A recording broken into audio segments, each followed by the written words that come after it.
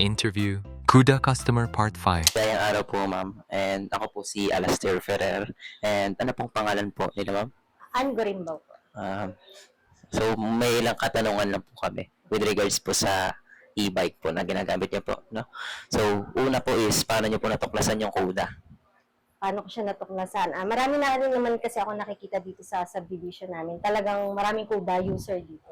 Okay. Pero ang una kong binili talaga yung Mika. So, bali naka-apat na unit na rin talaga ako ng KUDA. Laging KUDA lang talaga yung binibili ko kasi maganda siya, matibay. So, sa tibay po na. Then, bakit po KUDA?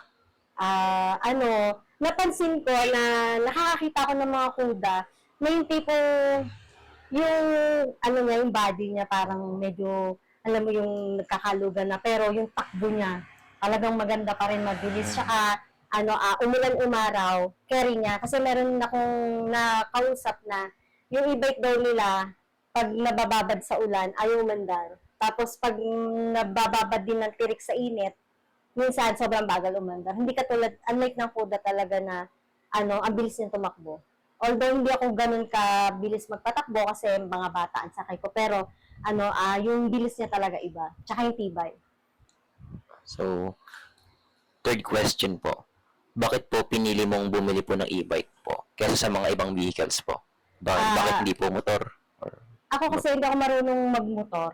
Hindi talaga marunong magbike. Kaya nung makakita ako nung 3 wheels, tapos na parang feeling ko okay na okay siya sa girl, na pambabae, di ba? So, nung makita ko siya, talagang sobrang, wow, kailangan ko makabili nito. So, yung partner ko, sabi niya sa akin, sige, pag-aralan mo, pag natuto ka, bibilhan kita. So, ang nangyari, kwento ko na rin po, no, ang nangyari, yung mother ko, na senior, magbe-birthday siya, yung OFW kong kapatid, binilhan siya, pero ako yung bumili para sa kanya. Nagulat ako nung i-deliver, tinry ng mother ko, senior, mag-drive niya. So sabi ko, kung senior siya, kaya ko din. Kasi medyo nervous ako sa pag-drive. So tuwan-tuwa ako kasi yung senior, kayang-kaya niya mag-drive ng e-bike na pagturo lang sa kanya isang beses, napa-under niya na. So kaya gustong-gusto ko rin agad bumili. Sumunod po na question. Kumusta naman po yung experience, ma'am, sa e-bike po na KUDA? Okay naman sa akin ng ang KUDA, wala naman naging problema. Tapos, sobrang laking bagay niya sa akin na panghatid ng mga bata talaga sa school. Lalo ako parito, tapos may tutor din yung mga anak ko. Hindi lang ako sa school naghahatid, pati sa tutor nila, naghahatid ako. So, yung sa akin ng KUDA is okay na okay talaga. How many passengers do you ride in Kuda e-bike? Madalas, magkakaiba sila ng schedule eh. So, puro naman mga bata yung sakay ko. Pero, dalawa lang. Ko na yung dalawa lang talaga yung sakay. Kasi, sabi din naman, di ba, sa amin ng KUDA, hindi siya dapat yung no-overload talaga. So, ganun ko siya ingatan. Sakto lang yung laging sakay ko, dalawa. So, next question po, no? Bakit po KUDA? Bakit po hindi brand na iba? Lagi ko sinasabi. Actually, marami na akong friend, kapatid ko, na KUDA talaga yung binili nila. Pag tinatanong na akong, anong magandang e-bike na, sabi ko, mag-KUDA ka, kasi nakikita din na talaga sa akin. Tapos, kaya KUDA, kasi yun nga yung tibay niya.